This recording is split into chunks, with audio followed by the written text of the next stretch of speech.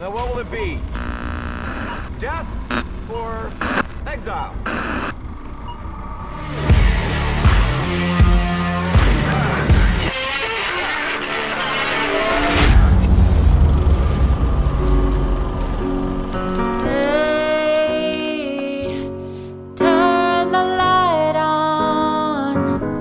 Hello, everybody. Welcome to the Film Exiles podcast. Today, I am your host, Millennial Mike.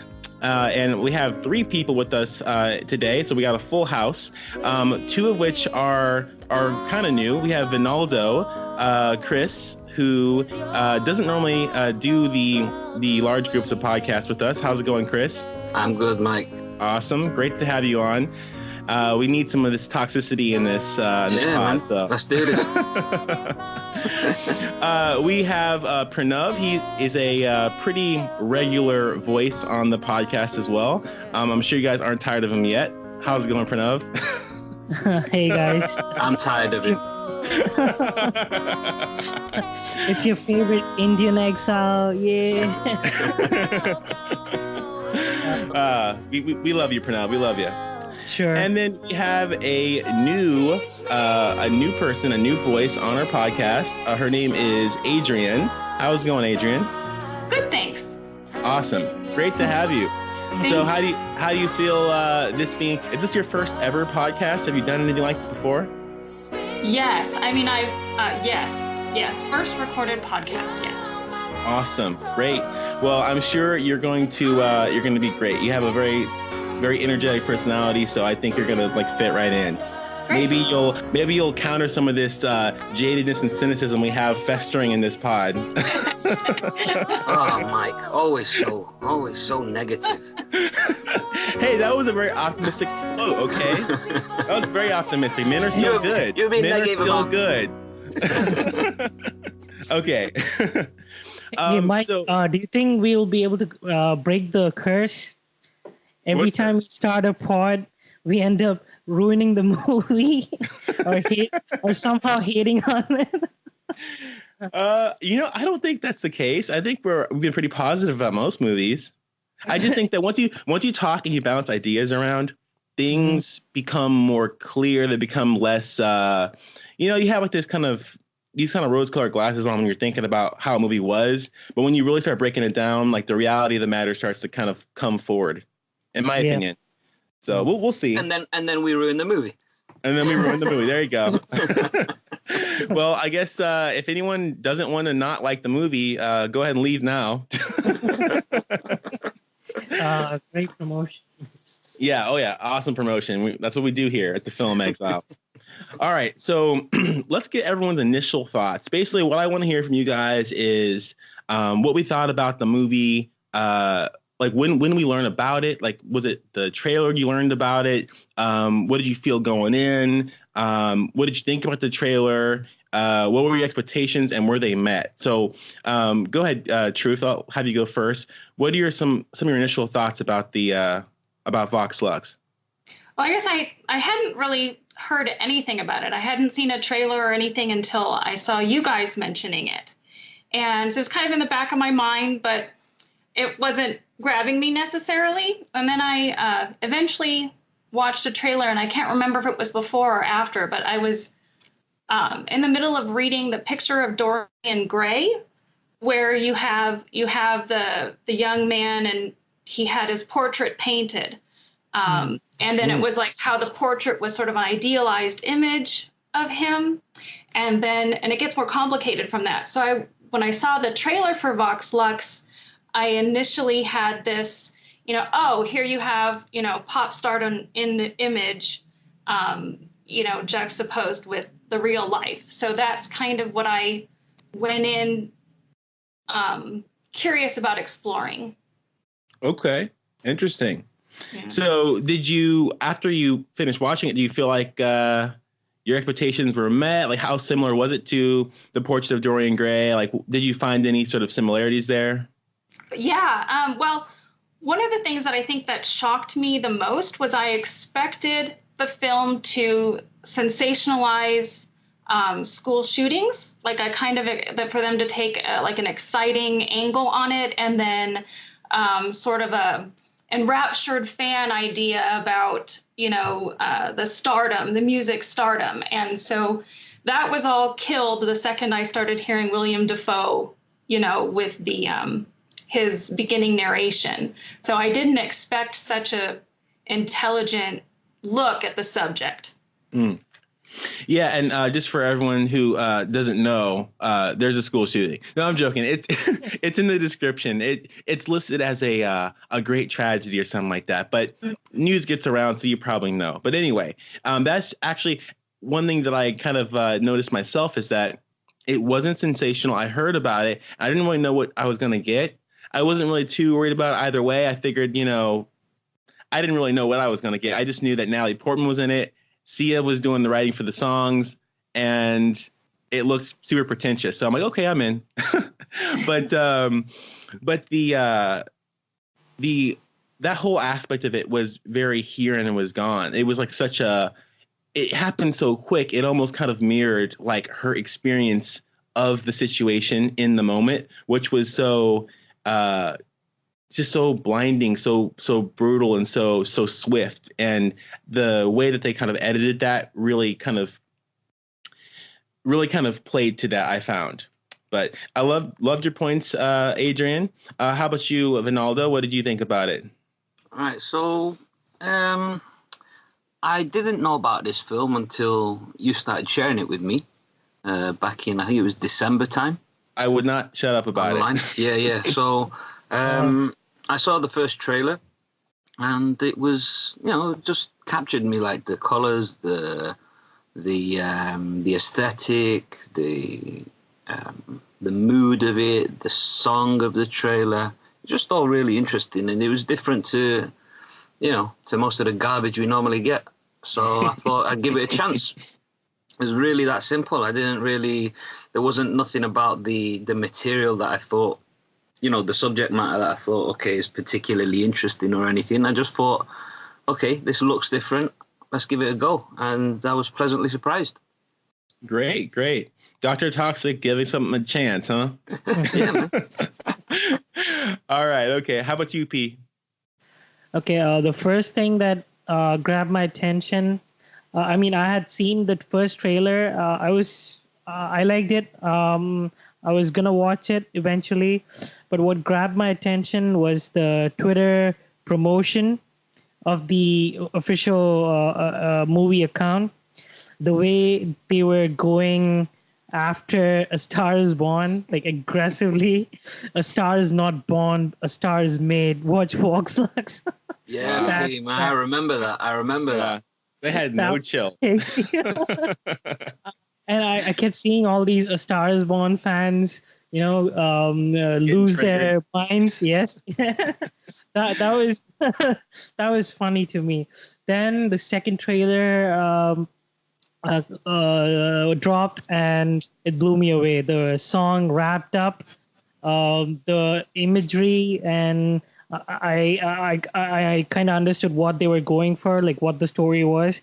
I was really interested.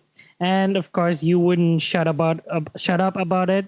You on the timeline, like in the DMs. So I was like, okay, I'll give it a chance. I put it on, and the school shooting happens in the beginning, and I was shocked. I didn't know it was there in the movie. I didn't know anything about the movie, so I went. Same. Oh, that scene was brutal. Yeah, I'm the same, Pete, because I didn't know about the subject matter, so when it came, it was quite shocking. Yes. Yeah. It's not often you see that portrayed in the media, or not in the media, in multimedia and in TV and film. So it's to find it in a movie about a celebrity, a musician, it was just kind of, it's just kind of strange at first. And then later on, you kind of understand how that paints the picture for the rest of the film. Well, I think it's also a healthy way to, bring to light a particular issue that you guys have in America. It's real. and people only see it on the news. They don't see what goes on inside. Yeah. So seeing it from the inside and how horrific it can be, I think it can only be a good thing in terms of opening people's minds to, you know, what the dangers are and stuff like that. Yeah. And like Adrienne said, it wasn't romanticized. It was No. brutal. It was shocking. It was disgusting, right? And it was fast too. Like It was fast.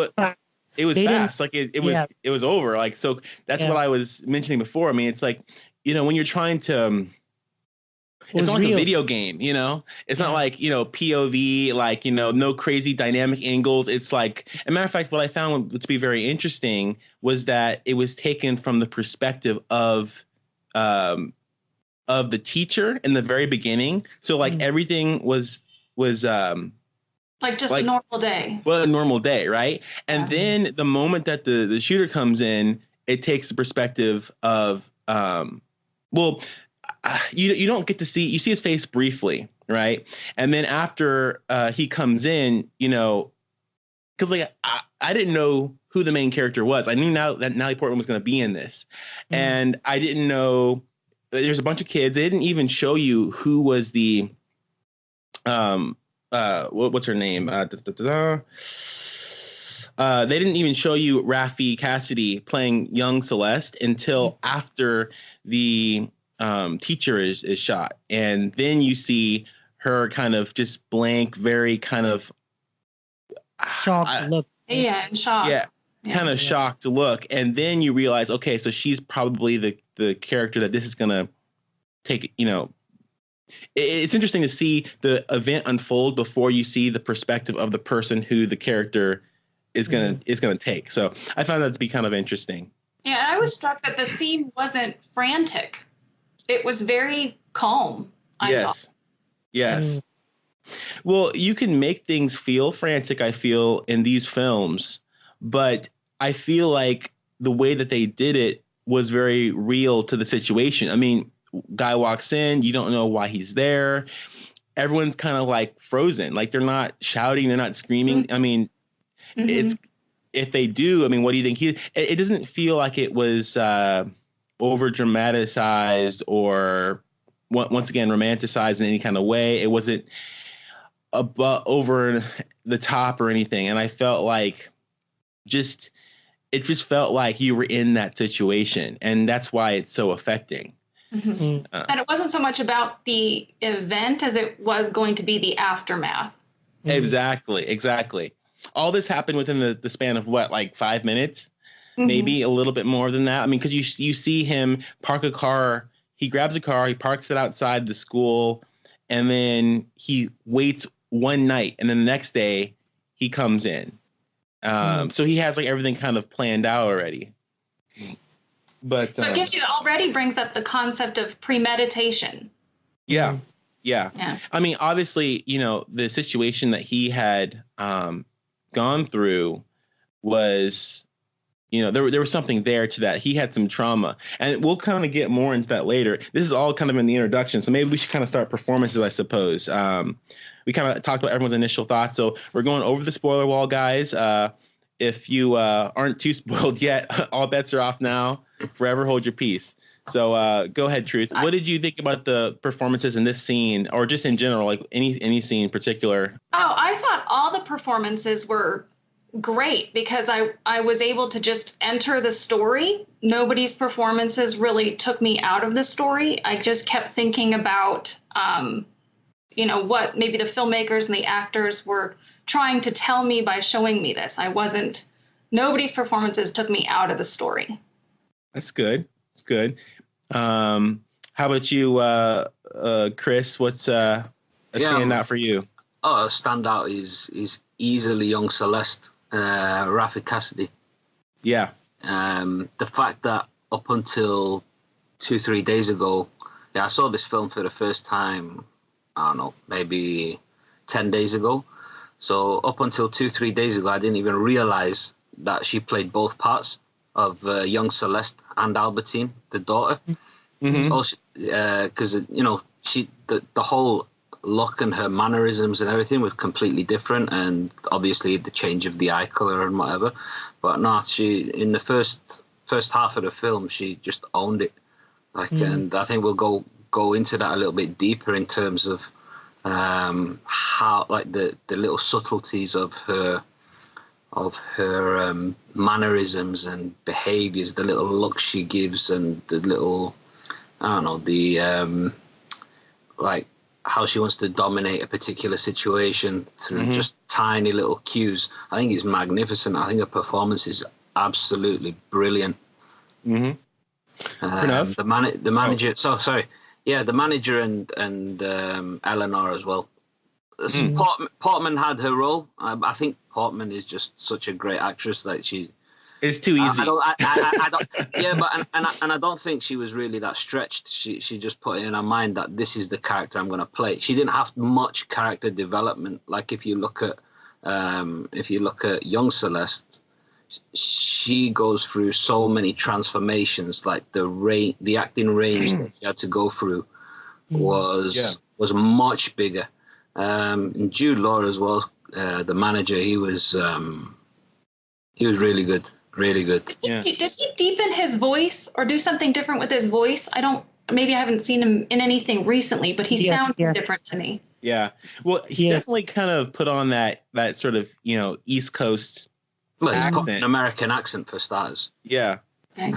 Yeah, exactly. There you go. Yeah. So that's one thing. And everyone kind of had, this is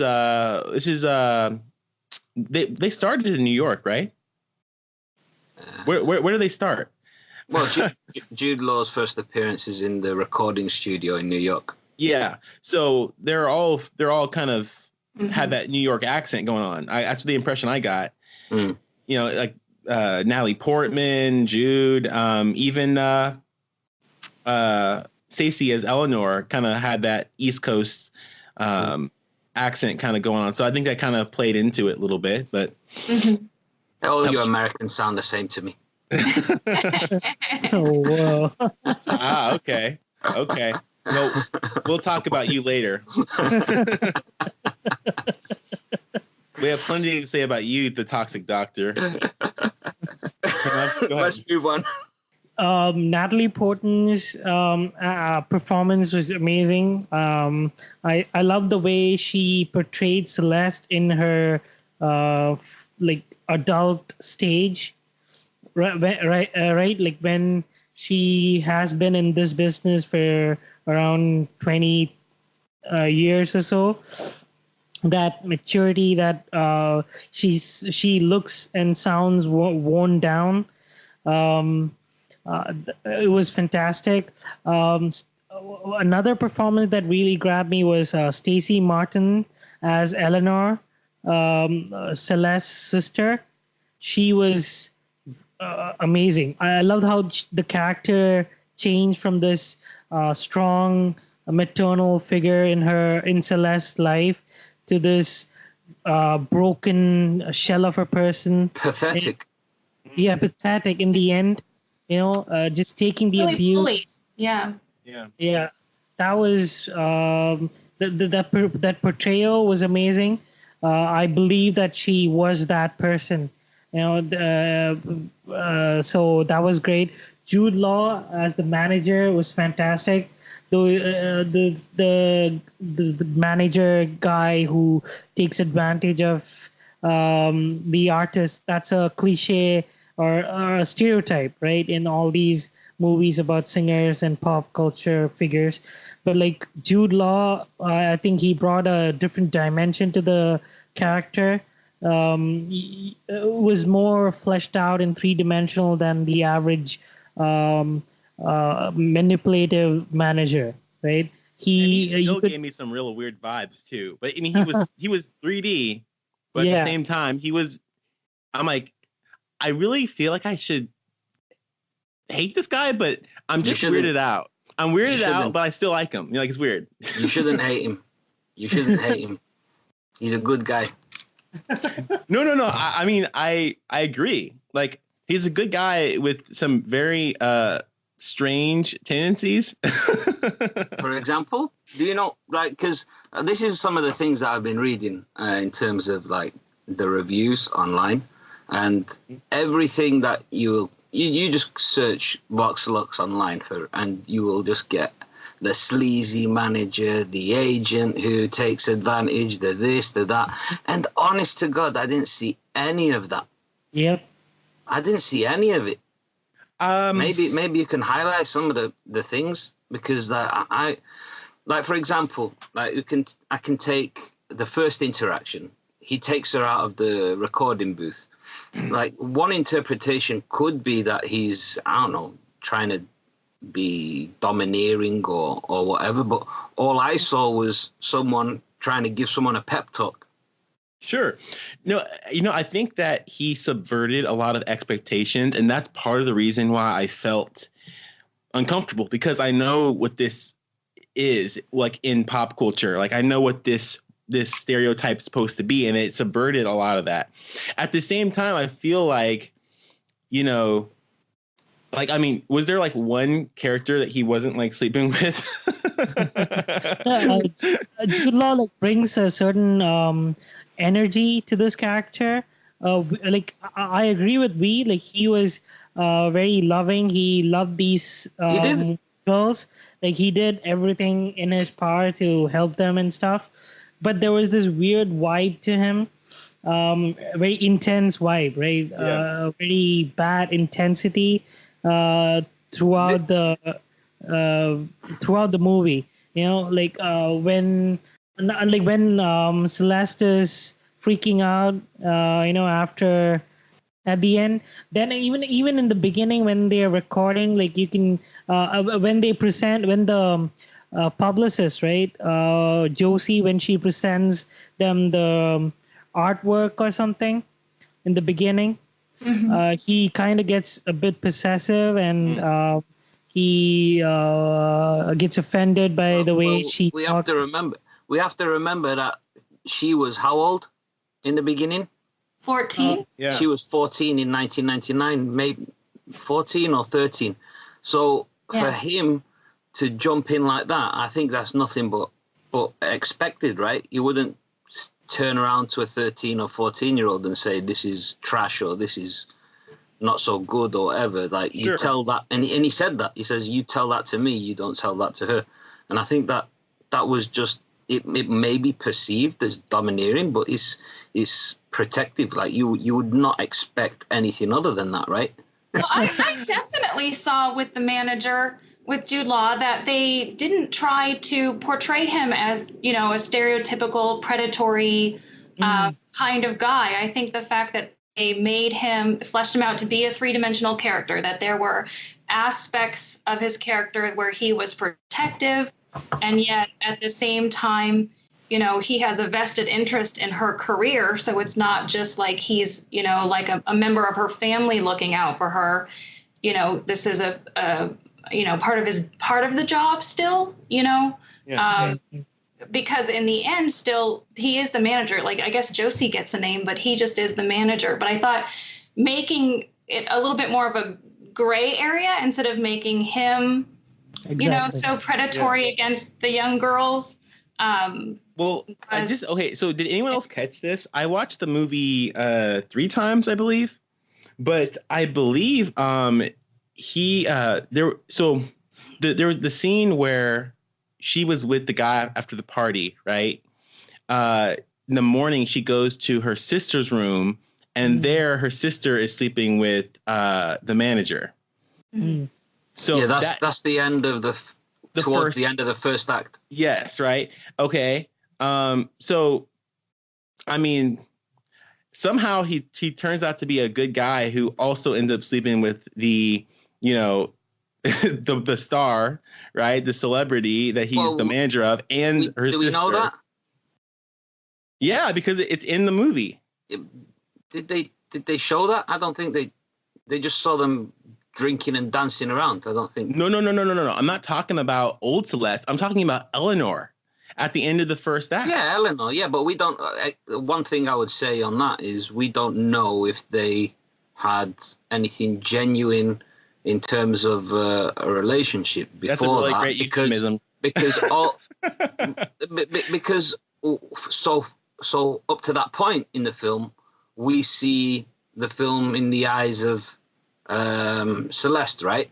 So the impact that I think what the filmmakers are trying to do is say, you know, this is Celeste's story, and you get the shock of seeing that at the same time Celeste does, right? We don't know if there was anything, if it was a serious thing or if it was just a fling and he's just there like womanizing or whatever. We don't have any of that information because we're looking at the film through the eyes of Celeste. Yeah, that's true. But from I feel like there's Celeste's point of view, go. There should be like, you know, some codes like, you know, going on there. I mean, your sister should probably talk to you about that kind of stuff. That's the point. Celeste is oblivious to everything that her sister does in her life or anything to do with her sister. It's all about Celeste, right? That's the whole point of the film. Yeah, that's true. But it's still a betrayal of trust, right? You are the manager. I mean, this guy's there. He's your manager. He takes care of all the scheduling and getting you gigs and stuff. And then you find him sleeping with your big sister. Yeah, I think they're definitely in the film trying to show you that it's kind of a gray area. Stuff happens. Yeah, exactly. And that's the reason why I felt like uncomfortable. At the same time, because like this is the thing, right? Good people can do like, you know, kind of crappy things. So that's the whole point, I think, you know. I think that's the point. And that's why I liked Jude Law's character. I didn't dislike him. Like a lot of people will say, he was problematic. I hate him. This movie's terrible. It's problematic and stuff. No. That's why it's good, in my opinion. It's good because it's showing this well-meaning person you know, did things that maybe weren't to the best interest of himself or the people around him.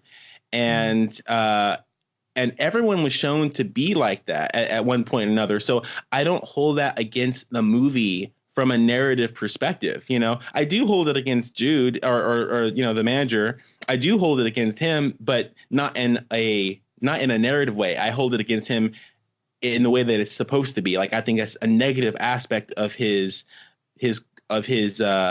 character, of, you know, of his choice making. But I like him as a character more for that, if that makes any sense. Do we know Eleanor's age at the time they were in Germany? If Celeste was about 13, 14? Just enough, probably. Yeah, she was 18, 19, something like that. Yeah. Do you remember when they were in the bathroom and she told Celeste, you know, like, you look 22?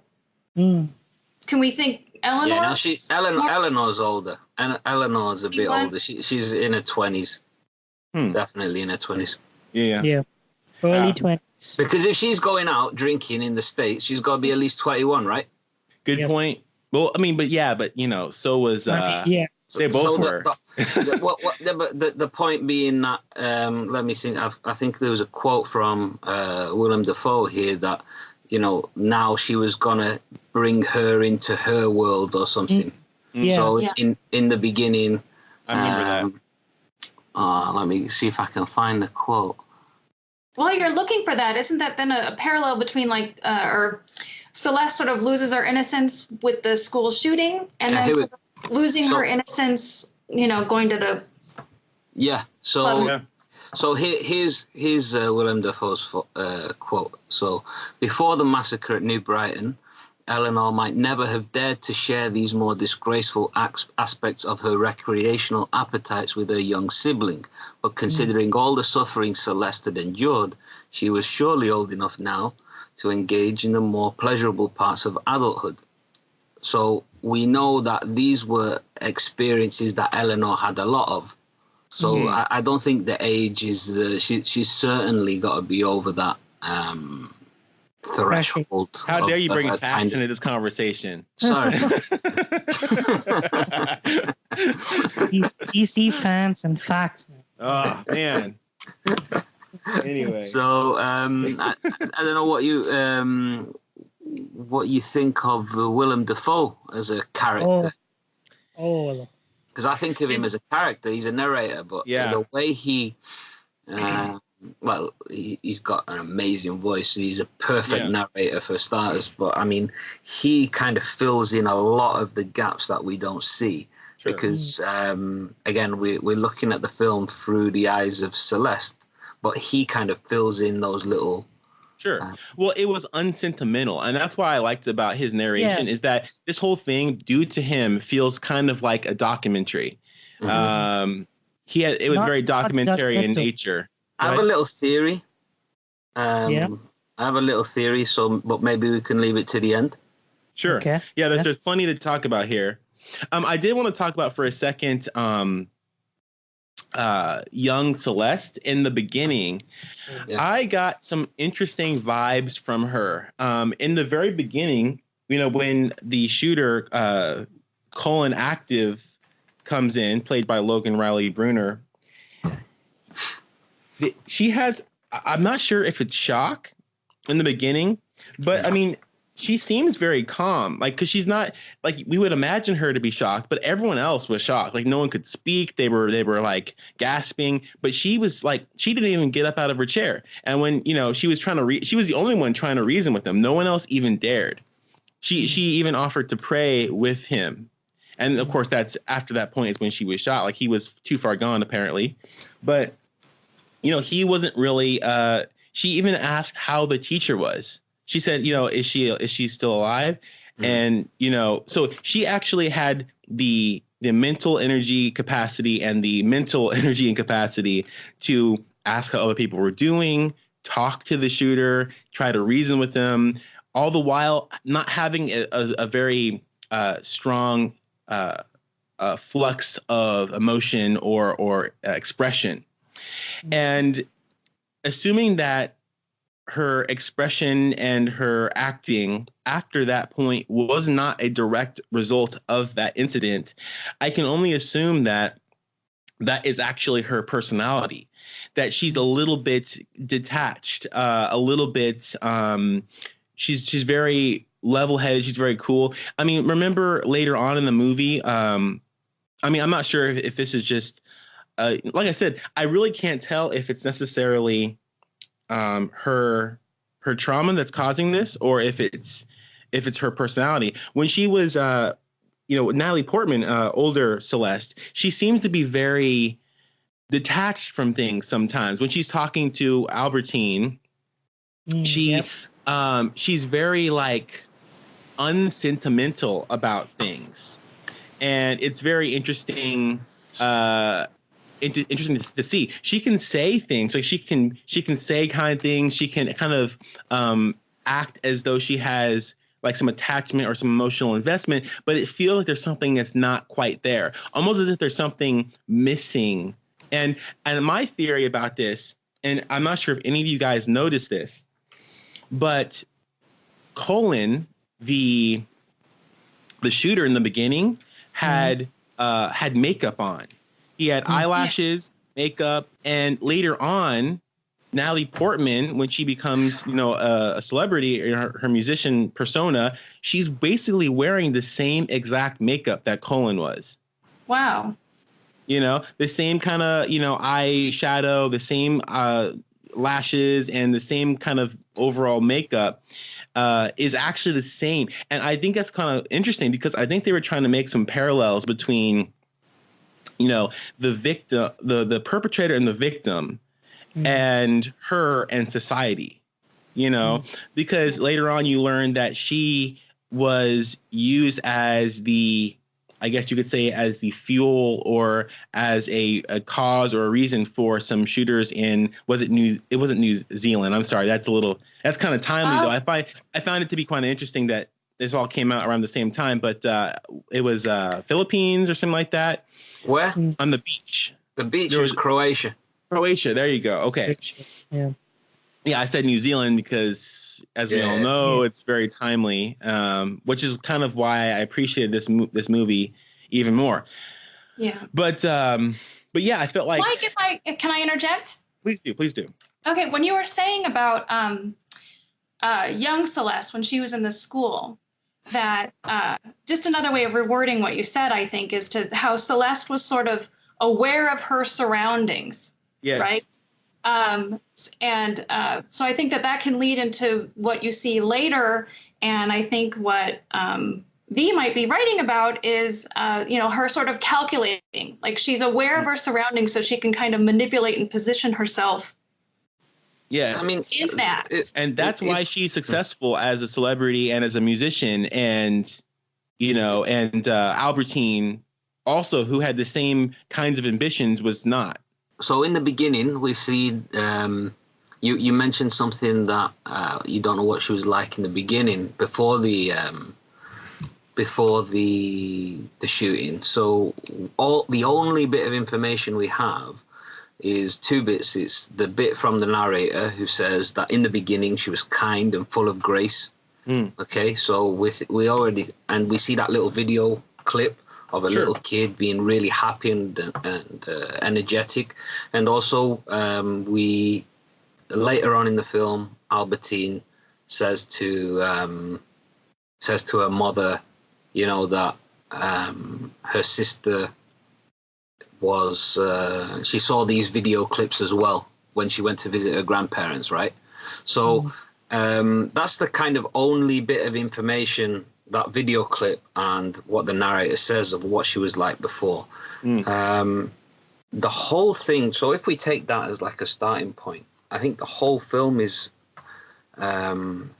it's like her arc has gone from this kind of light-hearted, free kind of child into a helpless individual, so a completely powerless individual with a woman child. Right. So like in the school, she's confronted with the killer. Like she's completely and utterly powerless. She has zero control over any situation. And I think what you see through the course of the film is her trying to kind of make up for that. Make up for that. She never wants to feel like I'm putting thoughts in, putting words in her head or whatever. But that's my perspective is, she never wants to feel powerless ever again, right? So she takes complete control. She's an obsessive, control freak throughout this whole film. Everything down to the smallest T has to be controlled. Sure. And I think that's why she actually sort of owned the makeup that Colin. Yeah. She wants to absorb that. She's taking that pain, the power what Colin took from her back, basically. Yeah. She survived and he didn't. So that's kind of what, kind of a statement that she's making. And no one really knows that. I think it's something that's kind of, as a third party, viewing the film, you can see it. But I think that's something that's kind of in her head and you can see as a viewer. So it's kind of, a personal insight you get to her character. But that's a journey, right? So because straight after the shooting, she is turned into this completely pathetic individual with no sense of self anymore. She's just a shell of the light-hearted child that was full of grace from before. And you see that in the discussions with her sister Eleanor in the hospital. Yeah. And you can also see that really where you really see it is in the lyrics of the song. So the song is wrapped up, and if you look at the lyrics, it's just like people in her head. Yeah, so hey, turn the light on because I've got no one to show me the way. Please, I will follow. And so she's talking to her sister like, you lead me. I can't do anything anymore. So you're my last hope. I'll do anything you say. And I tried it my way. Epic fail. Save me from myself. All of this. So she is completely, useless as an individual. She has no sense of individuality anymore. Yeah. But then when she performs that song at the I don't know, is it a church or some sort of memorial service? Mm-hmm. She starts that song, and this is where the switch begins in my eyes. Mm-hmm. So you can see her starting that performance, and she starts very sheepishly and, I wrote this for my sister because she helped me and blah, blah, blah, blah, blah. And then she starts singing, and then all of a sudden you start seeing these flashes. So there's the audience is like crying and really upset, but then after a bit, like someone takes a photograph and you don't think anything of it, and then after a bit more, another photograph, then all of a sudden you get this flurry of flashes, and this emotional, like, again, pathetic human being starts, like, you can see a crack of a smile, and then the next lines that she starts singing are not really sung sheepishly, they're more belted out, more power, and you can see like the cogs ticking in her head, like, oh, this is good. You can see. Yeah, but she likes the attention. She likes it, and you can see that, and that performance by Raffey is incredible. Like, I will ask anyone, just watch that song, and you can see the transformation of a human being in the space of half a song. It's incredible. Yeah. Yep. And to go along with that, I want to challenge that a little bit. I feel like she never really. Power was always being taken from her. Willem Dafoe, right after she finished that song, said that the producers told her to change the lyrics from "I," which was a personal like song because it was about her, to "we." Yep. And so that way her suffering would become the suffering of everyone who listened. Yeah. So I felt like she had like a symbiosis with the public, with the audience, and she never really got to have a personal moment. Later on in her life, when she becomes an adult, there are more themes that are right on the nose about how she can't have anything. She doesn't feel like there's any personal anymore. She shares everything with the public. I understand what you're saying, but what I would say to that is that change. So we don't know exactly when the change took place, whether it took a week later or a month later or whatever, but it's largely irrelevant. That is an example of her embracing this kind of business mentality. Sure. I'll do whatever I need to succeed mentality. Can you imagine if you've been through that kind of terrible ordeal, and the one good thing, let's say, that has come out of it is this beautiful song that you wrote for your sister? I don't think I could stomach changing it. Yeah, that feels so personal to me. But she knows that is going to help her. That's my take on it. So she knows that that's going to help her. So she'll do anything to kind of get ahead in this kind of business, and she makes that change because very thoughtful. You can see like the kind of, again, it goes back to that performance. This feels good. I'm going to carry on doing that. And I kind of took that as an extension of that. Which is such an odd timing surrounding the trauma and everybody's mourning. And then to all of a sudden focus on yourself and what you want to get ahead is odd. Yeah. But again, it's that complete loss of control that she had from the incident to kind of springboarding a mentality of taking control back. Yeah. Wow. Okay. So we really went in on those performances. Are there any other ones that you guys want to bring up before we maybe get into themes? I think we already spoke on this, but Raffey Cassidy's performance as young Celeste and as Albertine is completely different. They're like polar opposites, right? You can tell that these are two different characters. You could even say they're performed by two different actors. It's that different, and it's that fleshed out. I think Raffey did a great job portraying both ends of the spectrum. The detached, the pathetic young Celeste, and also the strong, strong-willed Albertine, who is tired of Celeste's bullshit. So I love the duality that was shown in the movie. Apart from that, who else? I think we've covered most of Josie, the publicist, was good. She did her part. I think we've covered most of it, Mike. Sure. Well, how about you lead us into themes? What are some themes that you liked, Pranav? Okay, I'll select this one because this is one of my current fascinations. Postmodernism, the theme of postmodernism and the consequences of nihilism in today's society. I think I loved how the movie portrayed it through the evolution of Celeste, from this tragedy to her grown-up self, willing to do anything and everything to gain a modicum amount of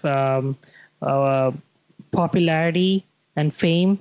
How the terrorists take that to Celeste's first song as the rallying theme for their atrocity. The school shooter, how he was ready to shoot up his classmates and his teacher. What else? Just this nihilistic attitude that most of the characters in the movie portray. I found that fascinating. It's nihilism is an increasing problem nowadays. Like teenagers are giving up on life. They think life doesn't matter. There's nothing of value. They want to see the whole world burn. Not just the teenagers, there's the adults too. Facing Bloody hell, Pranav. You know, Getting deep, you know. I feel depressed, bro. Jesus. Hey. There's always something there for you guys, right? The podcast is here for you guys. Don't give up. We got you. Exactly. Yeah. Is that what you guys think? Because the subtitle of the film was 21st Century Portrait. Wasn't that the subtitle? Yes, it was. And that's what I think that I see the most from start to finish. I think that if you were to say, what is the snapshot? Is this the consequences of nihilism? I would say that was a big part of what they were trying to say. Yep. Do you have any other thoughts, or maybe some other thoughts on another theme? Truth, Adrienne. Oh, we're gonna get that figured out. I think the part that I really, the other part that I think that encapsulated it was, I guess, the how the celebrity, Celeste is the celebrity, and the audience, and the relationship of that. Just people sort of worshiping stardom and getting caught up in the music and everything. And in the beginning, Defoe narrates something, say, back when people wrote their own lyrics. And then later on, after she yells at Eleanor, she says, because Eleanor threatens that she's going to expose that she's written the songs or some of the songs or whichever. Yeah, what she said, what he said is that it was back in the day when she used to write. She wrote her own lyrics. No one could take that away from her. So I'm assuming that what he means is that he wrote the lyrics for Wrapped Up. She wrote the lyrics for Wrapped Up. Mm-hmm. But then over the course of whatever happened, Eleanor has taken over because she was really the more talented writer or something like that. Yeah. Right. So then later, after she yells her sister and she's walking out the door and she says, in this day and age, who would care? Like, who would care? And I thought that to me was holding up the mirror to us as an audience. Mm-hmm. Yep, definitely. The 24-hour news cycle, right? Yeah. You know what I find to be quite interesting and quite reflective as well of, I guess, society is this quote here from young Celeste when she's lying and speaking to that one, lying down, speaking to that one boy, and he's asking her questions, right? Kind of trying to get into her head a little bit. And she says, "That's what I love about pop music. I don't want people to have to think too hard. I just want them to feel good." And when I heard that, there were several quotes in this film that I'm gonna wait till we get to moments to talk about the quotes, because there's so many. But I want to talk about this now because it really ties in with this theme that, like, if this movie is about the 21st century and kind of our society as a whole and as humanity, and this quote, like everything else in the movie, is reflective of that, then they pretty much hit it dead on because that's what pop music, pop culture seems to be so much about now. It's like, it's not about looking inward and learning how you can be better to deal with your situation, to empathize with other people. It's not about any of that. It's about not having to think so that you can just feel good, you know?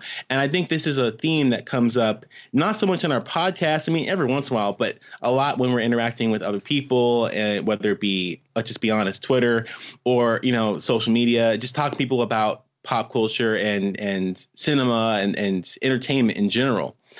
We're seeing that now. Hollow. Yeah, we're seeing that now, especially with the big blockbuster franchises. Franchise, or franchise. Yeah. Well, I think we can say franchise. I think we can say. I think we can safely say franchises now. But yeah, I'm trying to hold myself back. Yeah. But yeah, it's quite telling. I think you can just pretty much say that, and it pretty much wraps up a lot. I got that one, Mike. I'm bad. Well done. Bonus points. You know what I love? The Faustian bargain that William Dafoe alludes to, that Celeste made. He tells us in the end, he reveals, it was set up in the beginning, right? But then he reveals to us what young Celeste said to her sister about committing a huge mistake in the hospital bed. He tells us that she met the devil, and the devil told her to this was my theory. This was my theory. Oh shit! No, it's okay. We can carry on. Yeah, I love that aspect of it. How she either physically or metaphorically gave up her moral integrity for fame and fortune. That's always an interesting aspect. That's nihilism. And there's a really interesting line. So I think what you're referring to, the "shut your eyes and repeat after me," 1 for the money, exactly. 2 for the show. So that's how the film ends. 1 for the money, 2 for the show, 3 we get ready, and 4 come with me, right? So if you see at the end of Act 1, I want to say the end of Act 1, where young Celeste is doing the music video, she actually says 1 for the money, 2 for the show, 3 we get ready, and 4 let's go, right? So that kind of it's a theme that carries on through. Now, my theory was that Willem Dafoe is the devil. Ooh, whoa, holy smokes. Dr. Wee with that. Dude, V, my man. So we've been narrated to by the devil, which is voiced by Willem Dafoe. That's why he's unsentimental and about anything. Correct. That makes so much sense. He's like basically telling the story of, and then, I mean, imagine the 21st century portrait of the world narrated by the devil. Like that's, whoa, yeah, that's pretty heavy. It's funny when that scene happened and they sort of did that, they sort of slowed things, kind of slowed down, and it was darkened over the sisters' or her sister and her daughter's faces, and they, do this whole deal with the devil thing. And I thought, oh, it's cliche. And then the more and more I thought about it, the more and more brilliant it became. It is brilliant. Yeah. It is brilliant. You see Celeste's sister and her daughter in the crowd not enjoying any of it in the beginning, right? They're pissed at Celeste. They think here goes another show where she just spits out all her old songs and everyone goes crazy, and they're not having any of it. But then they get swayed in and they start enjoying it too. Because that's the power of Celeste. Yes. Yeah. Even all the crap that she's done. So she's essentially abandoned her daughter. She's dumped her on her sister. She's turned her sister from this powerful individual who looked after her and treated her like garbage, right? So some of the things that she was telling her, when they were in the hotel room, it was like she was calling her pathetic, a sow, just so many disgusting, a retard, talking about her face. Like, she was vicious, right? And despite all of that, in spite of all of that, like, these are the people that would that you would like generally accept should have a problem with her. Like, in spite of all of that, they just get wrapped up in all of it. And that's the gift that Celeste has. That's what she got from the devil. Like, no matter what they do, like, she is Celeste, and that's the power of her. Yeah, there's so many. I saw that. I'm sorry. No, please go. I saw that as an indictment to all of us. That we all, at one point, we can criticize it, but that we, as a warning and a check, that holding up a mirror again to see, do we do the same thing? We have a problem with, like what managers are doing in the music industry, or what journalists are doing, or what filmmakers are doing. Any celebrity. Exactly. But then at the same time, are we also participating? Yes, absolutely. I really love these themes that we're going into. I think there's some quotes later on that really are going to actually enhance all the themes that you guys are talking about, which I have written down in my nice little joy journal here. But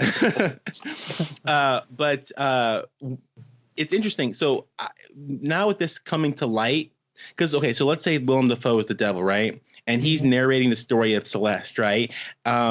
The word Celeste, he actually mentions it, Willem Dafoe, in the beginning. I'm looking up right now on Google right now, but Celeste basically means like celestial. It's a Latin word that means heavenly, right? So you could consider this to be the fall of a angel. Of an angel, exactly.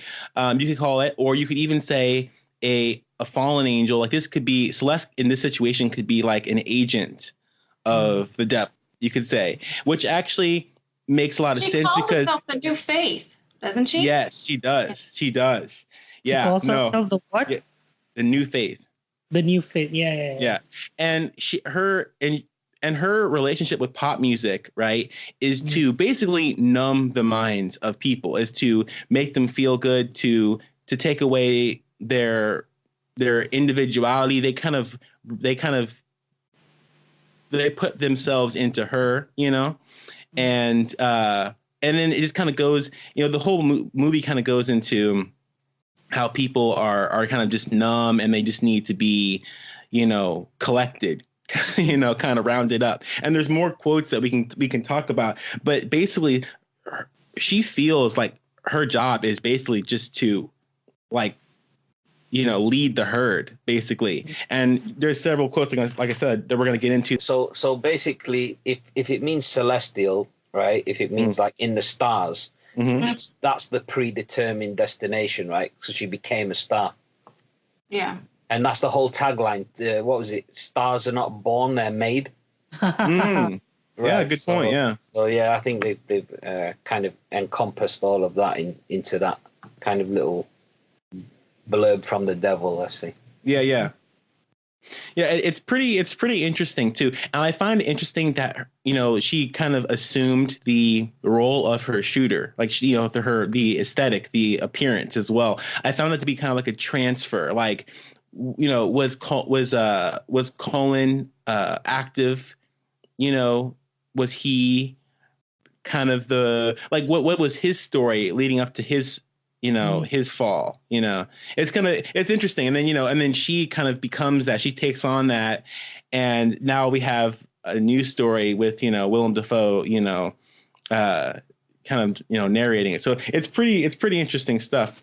Well, the shooter has his own internal, turmoil and vendetta, and shows up at the school saying, "Hey, everybody, pay attention to me," which is why, we don't want the shooter's names blasted everywhere, because that's what they're after. Sure. And yet the parallel with the star is, look at me. Pay attention to me. Exactly. Yeah. They have a similar effect on society, and they ask for that same kind of attention, and that kind of harkens back to Croatia, the shooting that happened on the beach. They used her aesthetic, the same aesthetic, which wasn't even hers to begin with. She took that from Colin, and a shooter gave her the aesthetic, and she gave the shooters the same aesthetic, the same outward appearance, which they all used to perpetrate whatever their means were. Whether it's good or bad is kind of, obviously that part's obvious, but it's trying to toy with that, with those ideas, like, is what Celeste's doing, is it that different? It's asking that question, and it's definitely not saying it is the same, but it's asking the question is extremely thought-provoking. I just looked up Cullen, which means handsome or good looking. And remember how Celeste, right before she goes on stage, she has the breakdown about looking ugly in the photo shoot? Oh, yeah. And they tell her, so it's sort of like all about drawing attention to the beauty. And this would get back to Dorian Gray, how we get so captivated with the appearance and stuff that we don't really care about the behind the scenes. Yeah, or the person. Yeah. Right. That's interesting. That's heavy. I like it. That's what we're all about.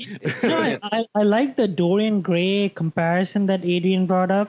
Because in the movie, Celeste tries everything, right?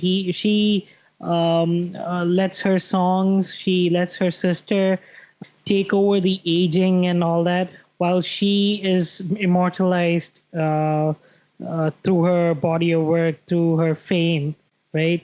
Just like the Dorian Gray, the portrait and the man, right? How the portrait ages while the man stays immortal. So that's actually really interesting. Well, and through the medium of art, whether it's a movie or music or a show or a film, that like the art lives on, and has a kind of immortality, sort of on a flip side, though, of the other. Yeah. And I'm going to go ahead and say this. We'll kind of transition into moments where we'll talk about, our favorite character moments, scenes, and quotes. There's a quote here from Celeste, young Celeste. Same scene, because that one scene is amazing. She's laying in this bed, this really nice kind of yellowish kind of hue with the very the really powerful focus. Got a really nice bokeh effect in the background. It's kind of all blurred out, and it's just those two kind of talking. She's kind of blankly staring into or towards the camera, and you have the boy there kind of asking her questions. And one of the things she was talking about was a dream that she had where she's on a bike and she is going down a tunnel, or no, she's driving down a tunnel. Now it's kind of funny because the next scene is a scene where she's doing a music video where she's on a bike going down a tunnel.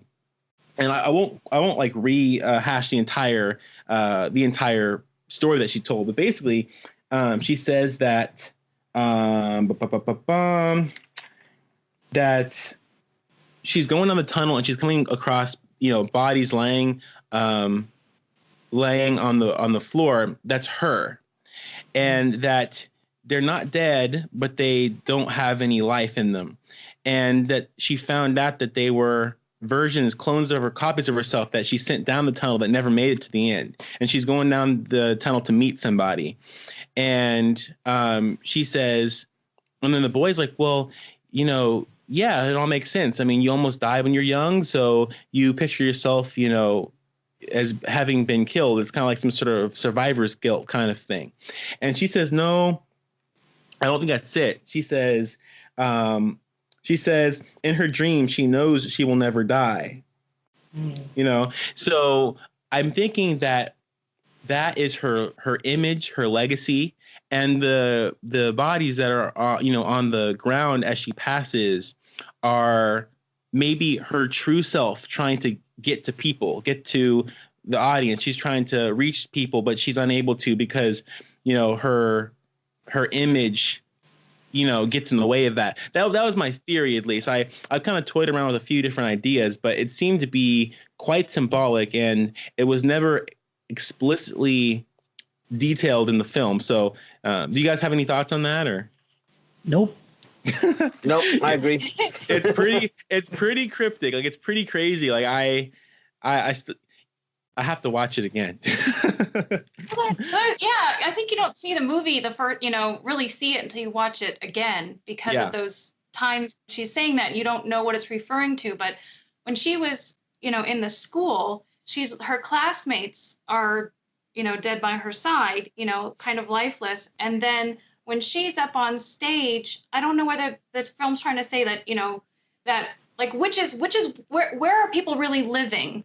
Like which is real life? Her behind the scenes relationships with, Dan, who left, and, her manager and her sister and her daughter, is that real? Or is everything on the stage, the connection that she has with the audience? Because that's artificial, know? And so it's like, she's up on stage, and is that saying, like everybody's, what was that? I've got it here. That when she just wants people to feel good, and she's up on stage, is there sort of a pointing out sort of the, what's the word? I don't want to say just dead, but the sort of, well, I guess zombified, I guess. If you're going to say like you said the same thing with the shooter wearing the same kind of makeup that she did on stage. If you take those parallels, then she on stage is sort of the shooter and the audience are her victims. Wow. That's that's pretty crazy. That's a portrait of the 21st century. Holy smokes. That hits you in the gut. Wow.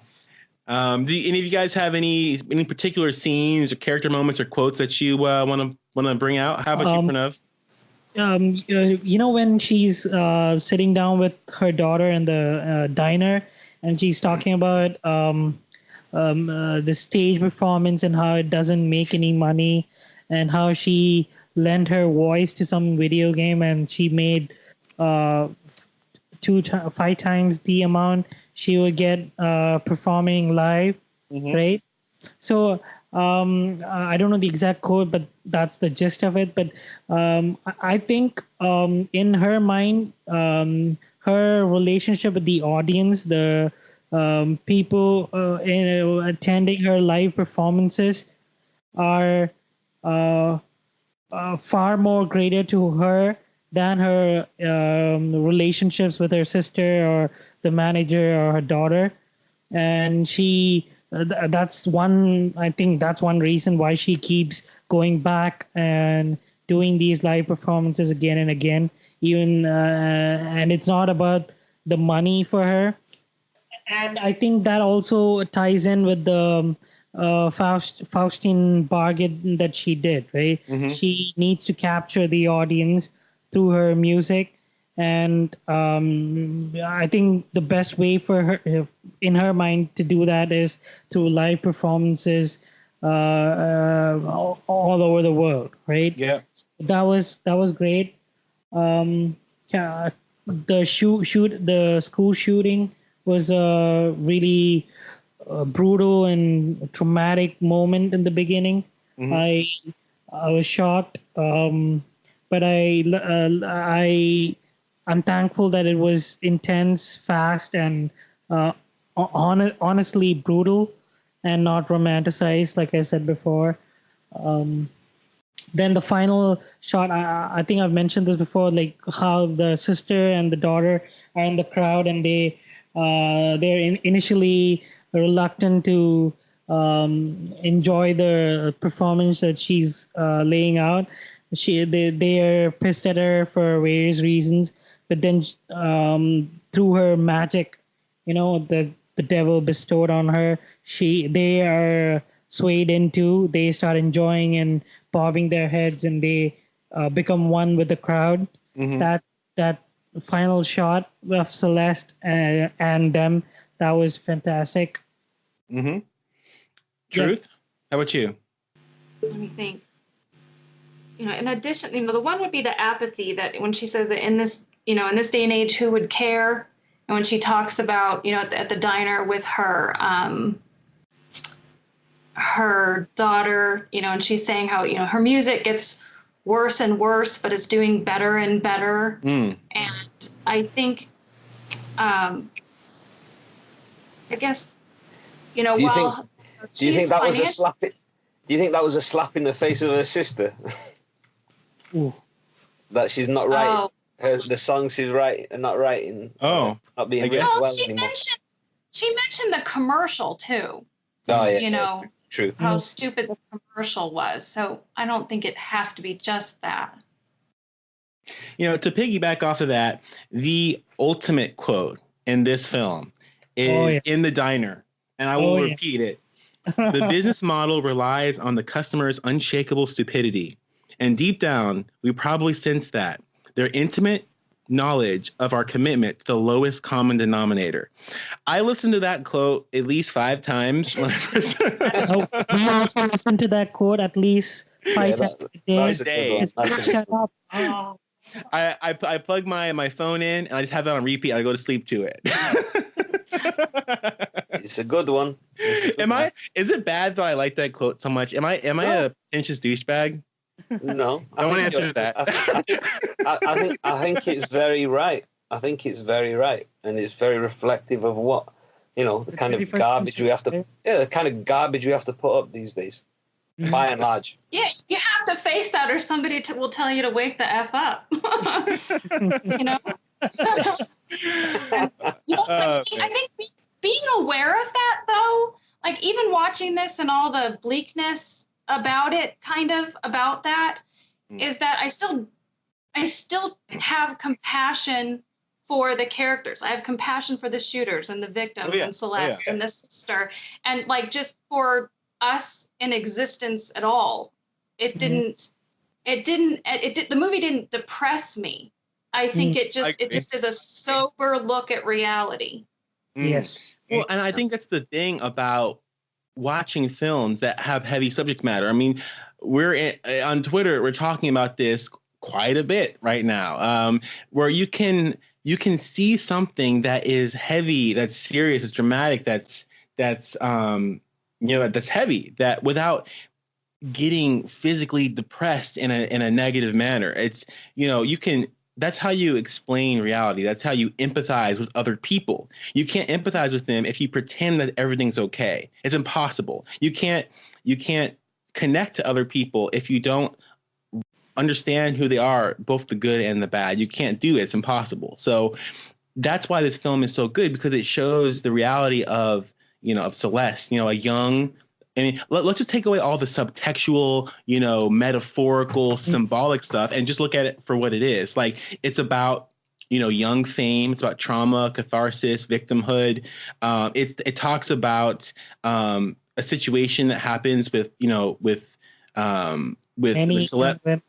celebrities, young men, young women in Hollywood, in show business. It talks about, the struggles that they deal with.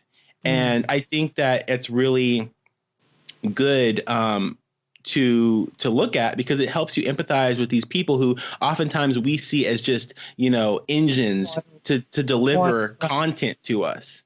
Yep. Yeah, it can inspire us to have that kindness and grace with each other that Celeste, like it says that she lost in the beginning. Yeah, absolutely. So I do agree. I think that this motivates me to be more compassionate to people and to be more to look at with more empathy the people who are entertaining. Because, at the end of the day, let's say it was the devil that made her do it, right? Or whether it was her own personal, one of the connected people, she still wants to make people feel good, So for all the crap that we give pop music, maybe there is pop music, pop movies, pop culture, etc. Maybe there is some good intention behind that they just want to make people feel good. I mean, it's not to us to decide whether it's for, from the devil or it's, or if there's some benefit to it. But just showing things as they are in this film lets you make that decision, and it helps me empathize.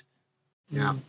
Okay. Well, there's a lot of moments in here. I really wish that we could. There's a lot of moments in here, but I think we could pretty much go on ad nauseum. I just have to say, watch the film and experience the moments for yourself. Next. All right. Cinematography. So the cinematography was done by Lol, laugh out loud, Crawley.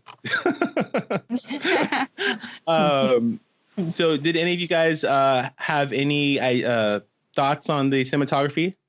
I can't remember the cinematography that well. I think I need to watch it again a few more times. Yeah. So the messages that came across through how it was filmed, again, that scene in the memorial, how the camera kind of zooms in on her, and you can see the joy coming back to her when them flashes and those camera flashes occur. I think that was really stunning. In terms of other shots, I think the really cool shots were in the music video where she's on the back of the bike with all the collars on her costumes and stuff, and how the camera is just stuck on her, how it's stuck on her face for the whole time. And it's just it's the start of that character capturing the audience, and that's when I felt captured by the idea or the personality of Celeste. I think that's because of how because of the shot selection and how we're positioned just beneath, and she's looking down on us. Yeah, and that's kind of what stood out to me. What I find to be interesting is the visual parallels they make between Colin, the shooter, and basically, Celeste's entire life. In the very beginning, the first scene you get is actually Colin. So Colin is in his car. He's driving on this long canopy in the dark. It's at night, dimly lit, and he's driving down this kind of this blackened roadway. Okay. Then after the shooting happens, she is in the ambulance, and the ambulance is driving down this long path, this long roadway. It's winding. And then down the road, when she gets to Germany, once again, you get this scene where she's in the car, she's driving down this like long subway, and then once again, you get another scene like that in the music video, the song Hologram, when she's on the bike and she's driving, which mirrors her dream, where she's going down a path. It's almost as if she's like in this inner looping, cycle. Like Colin was transferred, like she is Colin kind of. Like, it's really weird because like she takes on his personality, and all these different beats of his life and her life are kind of happening in the same way. So the cinematography did a really good job at showing that, she's going down this road every day of her life, whether it's her real life, whether it's her music videos, going down there to meet somebody.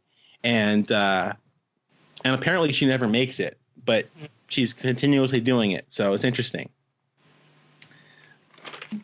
Anyone else? Any other thoughts or?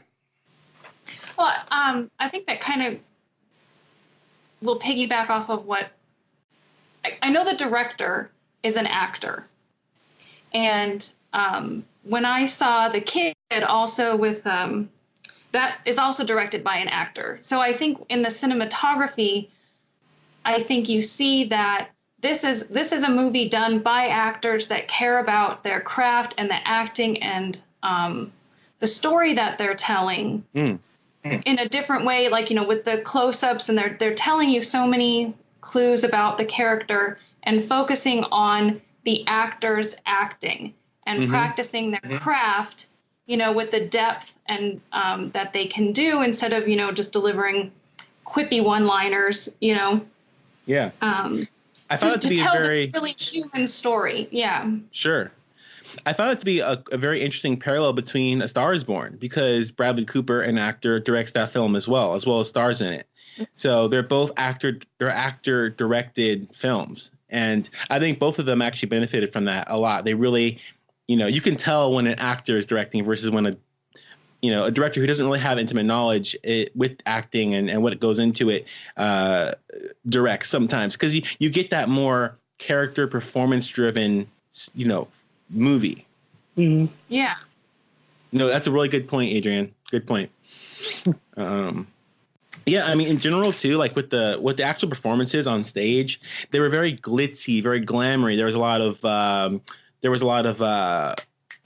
lens flares and you know, J.J. Abrams stars, you know, in the scenes. Very colorful. I find that the costume that she wore reminded me a lot of like the Hunger Games. Very like neo, very like garish, but like glitzy and colorful at the same time. Unsettling. I mean, this whole entire movie in a lot of ways is unsettling. Earlier on, she says, when she describes her music as sci-fi electronic or something, and she talks about being relentless and addictive. And I thought that show, you know, that you could describe it that way. Oh, absolutely. Yeah, agreed. Yeah, and songs. Since we're talking about the performances, and a lot of those performances are the score, why don't we talk about Scott Walker's score and the original songs written by Sia, performed by Natalie Portman and Raffey Cassidy. So is there any one particular score that stood out to you, Adrienne? No, and I think I'd like to go back and really pay closer attention to the lyrics. You know, I did jot down notes when she says, "I'm a private girl in a public world," and that talking about, you know, like what goes on in her life, you know, as a character in her arc, everything privately in her relationships and all that brokenness and kind of heartache and kind of being lost, and yet the public world of this polished, you know, manufactured image. But after that, I would need to spend more time with. Pranav? Yeah. Sorry. No, I'll let we go. You've been kind of quiet, so I'm like, let me wake you up. I was just going to say that as I've said in previous pods, that I'm not really a score guy. It really takes me at least 2 or 3 viewings to kind of start appreciating the score, and that's the same with this one. I have seen it a few times, but it wasn't really the thing that I was paying most attention to. So I will pass that on to P. Yeah, for me, Wrapped Up was the standout song in the score. The lyrics, like we said before, the lyrics are just they show what Celeste is right now after the incident, this pathetic mess, you know, asking for anyone to show her the way, and she will follow obediently. She's asking anyone to teach her You're my last hope. They just the lyrics are just beautiful, and Natalie singing it. I mean, Cassidy, Raffey singing it is amazing, but Natalie Portman singing it in the end, that was just beautiful. I think the other songs they really sounded good, but they blended in right to this with the scene where Willem Dafoe was narrating, and the songs kind of got lost uh, in the narrative. And Isn't that the point though, that it's like yes, yes, the yes, whole point is that these songs, it's just it's pop music. Exactly. It's vacuous. It's not meaningful. The only meaningful song is wrapped up.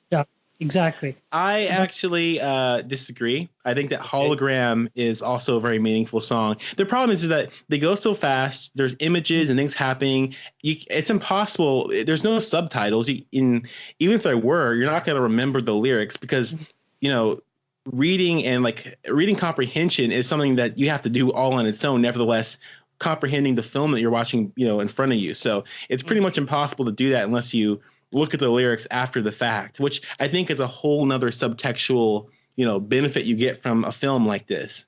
Mm-hmm. I thought what really drove home about the songs, and especially the last concert, was the second the last song was over, the audio cut and it was silent with the credits. Mm-hmm. There was no music over the credits. Which to me really made me think it wasn't, where you could have like a concert at the end of a film, and they keep the music going like you're still supposed to be wrapped up in it. Mm-hmm. That it was this harsh drop. It dropped you out of the concert because you're supposed to wake up. You're not supposed to be mystified by those songs. And the credits go backwards. I was just going to say, what did you think about the credits going backwards? Is it like kind of her being, no one tells Celeste what to do, so no one's, it's part of that kind of idea of Celeste's in control. She's not gonna just follow your path or expectations. She's gonna set her own path. So I'm gonna put the credits rolling backwards. Was that part of it? I don't know. For me, I thought it was her twisted personality, like how it's completely upside down now over the years.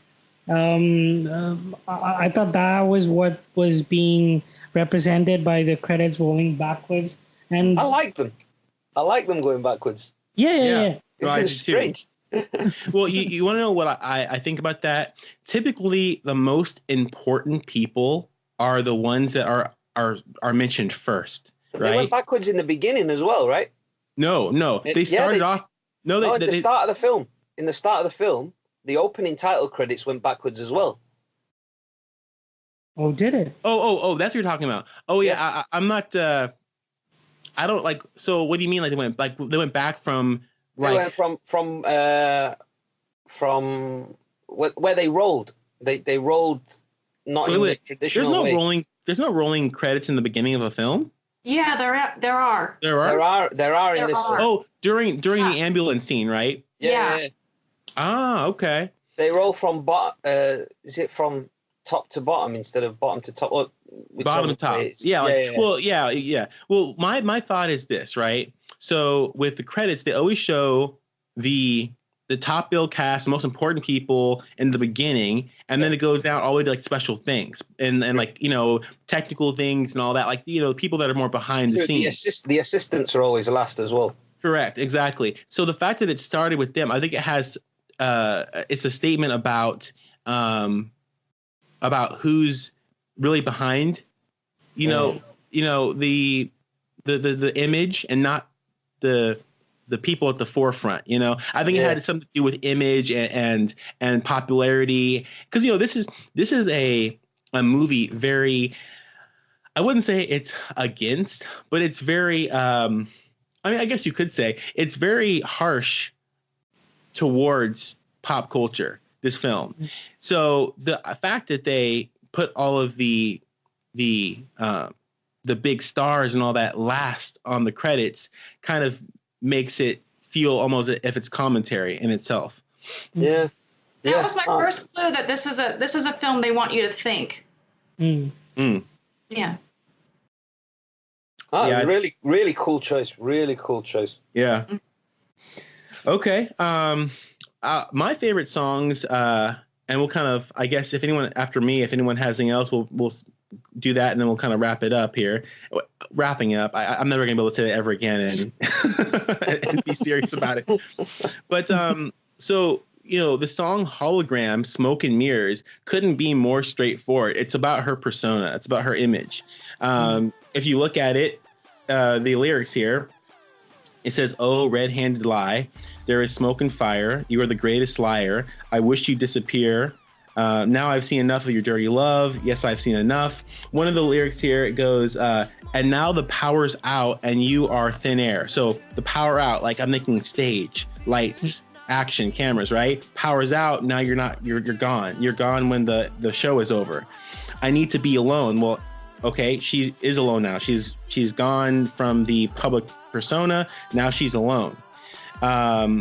Your dirty magic. You've broken my heart with your black heart. So I'm thinking, once again, her public persona is a separate personality. And when it goes away, she's alone and now her heart's broken. So it's pretty simple once you look at the lyrics, but there is definitely meaning there. And the fact that that song happens while she's going down that tunnel, which is what a dream that she's had, it all just narratively fits. Yep. So, any other songs, performances that you wanted, like musical performances you want to mention before we wrap this up? No, I'm good. Cool. Yeah, I'm good. Alrighty, so we'll get into our closing thoughts. Does anyone have any final things to wrap up with? Chris, how about you go? No, just again, it's the most interesting, and it really is interesting, is the interesting aspect of the whole film is Celeste's arc and her relationship, in my opinion, with the manager and her sister. How after, like, basically the parallels of, or not really parallels, how they intersect. So the first you have the pathetic Celeste turning into the powerful Celeste, and then you, on the other side, you have this powerful sister looking after her damaged little sister, and then her transforming into this pathetic shell of who she was. That kind of and all surrounding that one particular point, which is obviously the relationship with the manager. I think that's just a really interesting thing to look at, the arc of Celeste and how she develops. It's just for that alone, I think this film is definitely worth watching. Highly recommended. Okay, how about you, Pranav?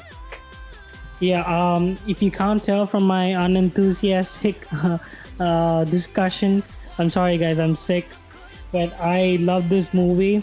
I would say come for the performances, stay for the themes. It's a film, as we say. It's a brilliant portrayal of 21st century society as of now, and go in with an open mind, watch it, rewatch it, find things that we missed in our discussion. Let us know. Over to you, Mike. Yeah, I'd say that this film does work it works in a lot of ways. It works as a great antidote for the much more sentimental, emotionally driven A Star is Born.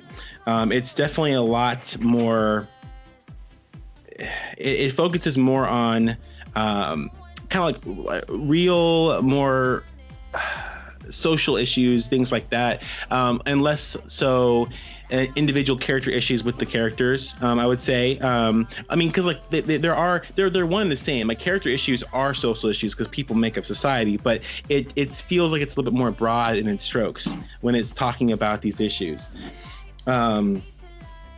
Also, I feel that the film did a really good job with the score as well. I feel like the lyrics to this were a little bit more meaningful. And I don't mean to compare this to A Star Is Born, because it doesn't succeed only in regards to its comparison to that film. It definitely succeeds in many ways. And I say this actually as someone who loves A Star Is Born, because that was my second favorite film of last year. I really didn't think anything else was going to beat it until I watched Spider-Verse. But it did a really good job with that. I just felt like there was a lot of really great stand-up performances in this film, and that this is a film I can watch many times. I can watch it again and again and get more out of it. So I definitely would recommend this to anyone who's really wanting to think, who's really wanting to get into something that they can really bite into. But yeah, it's a great film. So and then has everyone gone? Adrienne hasn't. Go ahead. I agree with what you guys have said. The rewatchability is because it is so densely packed, and I think put together by people that obviously, in the industry care about, art and what they do, as far as, from a musician aspect, from a film aspect, from acting, and what is, I want to watch things that connect me to people that care about what they do. And this film doesn't seem churned out. It's very thoughtful and insightful and worth watching and rewatching and thinking about, like you guys said. So how about we all give our ats? Go ahead while you're gabbing, Chris. Go ahead and give us where we can contact you. Okay, don't contact me on @Vinaldo7 on Twitter.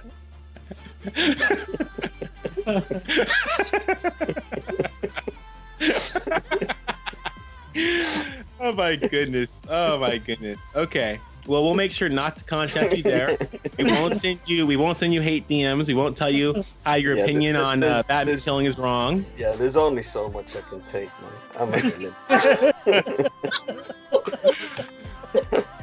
All right. How about you, Pranav? Where can we get you at? Attack you. You guys can find me on and only on Vero. I'm Vero exclusive. You're like a Netflix exclusive. No one knows about you, but it's the best content out there. Yeah. Yep. You can find me on Vero at Pranav Padmakumar. And on Tinder.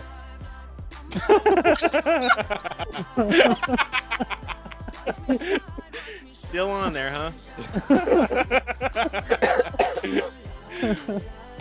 Okay.